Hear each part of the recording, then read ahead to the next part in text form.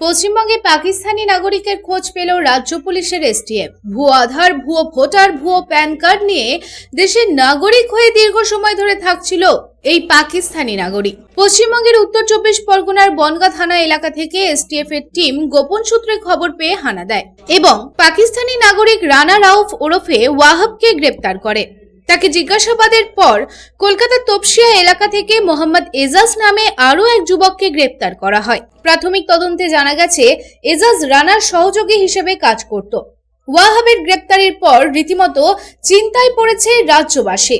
কেন পাকিস্তানি নাগরিক ভুয়ো পরিচয়পত্র নিয়ে রাজ্যে থাকছিল, কিভাবে সে রাজ্যে প্রবেশ করে, এর সঙ্গে আর কারা কারা যুক্ত, এই সমগ্র প্রশ্ন নিয়ে রাজ্যের এসটিএফ দ্রুত পাকিস্তানি নাগরিককে জিজ্ঞাসাবাদ করছে। ধৃত ওয়াহাব দীর্ঘদিন ধরে জুতো চপ্পলের ব্যবসায় জড়িত ছিল। কয়েকদিন আগেই বর্ধমানের রেনেসা রেসিডেন্সিয়াল কমপ্লেক্স থেকে জৈশে মোহাম্মদের জঙ্গি হামিম মণ্ডলকে গ্রেপ্তার করা হয়। তারপর জঙ্গি হামিমের সঙ্গী বান্ধবী অর্পিতা সরকারকে ঝাড়খণ্ডের সাহেবগঞ্জ থেকে পরে তার সঙ্গে যুক্ত থাকা অভিযোগে হাওড়ায় তার বন্ধু আদিত্য সিংকে গ্রেপ্তার করা হয়। Are you looking for your dream home? Welcome to MTM Silver City, যেটা দুর্গাপুর অ্যান্ড আসানসোলের প্রথম লাক্সারি গেটেড টাউনশিপ। এটা 15 একর্স ল্যান্ড এরিয়া জুড়ে রয়েছে অ্যান্ড এটা each and every bungalows individual 360 degree open. আসুন এবার লোকেশনটা বলি। 5 minutes from Durgapur airport, 15 minutes from junction mall, 5 minutes from Andal railway station and 10 minutes from Raniganj station. Come, let's check out the model house.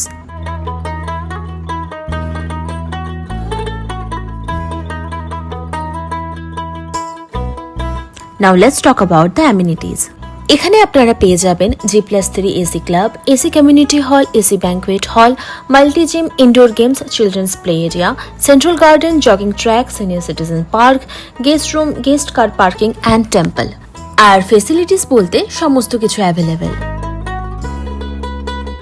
এখানে আপনারা পেয়ে যাবেন আপনার নিজের বাংলো, তাও একটা ফ্ল্যাটের দামে।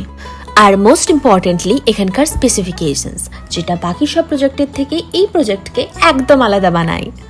আর হ্যাঁ, এখানে অলরেডি অনেক ফ্যামিলি মুভ ইন করেও গেছে। ব্যাস, এবার অনেক বলে দিয়েছে। Now it's your turn to book your dream house. Presenting MTM silver city, your own land, your own bungalow. এবং আজ ISI এর জঙ্গি সন্দেহে গ্রেপ্তার করা হলো এই রানা রাউফকে।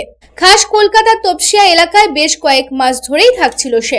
তবে নকল পরিচয়পত্রে পাওয়া এই নামও আসল নয় বলেই প্রাথমিক অনুমান তদন্তকারীদের। প্রাথমিকভাবে জানা গেছে রানা নেপাল সীমান্ত দিয়ে 2012 সালে ভারতে ঢুকে কলকাতায় এসেছিল। তবে কোন উদ্দেশ্যে, কিসের ছক কষেছিল সেসব তথ্য পাওয়ার চেষ্টা করছে এসটিএফ। প্রাথমিক অনুমান, ভারতীয় রেল ও সেনার বিভিন্ন গতিবিধির উপর নজর রাখছিল এই সন্দেহভাজন। ফোনের মধ্যে কার কার সঙ্গে কথা হতো রানার, তার সঙ্গে আর কারা কারা জড়িত, তা ধৃতকে জেরা করে জানার চেষ্টা করছে তদন্তকারীরা। Bureau report, public Times.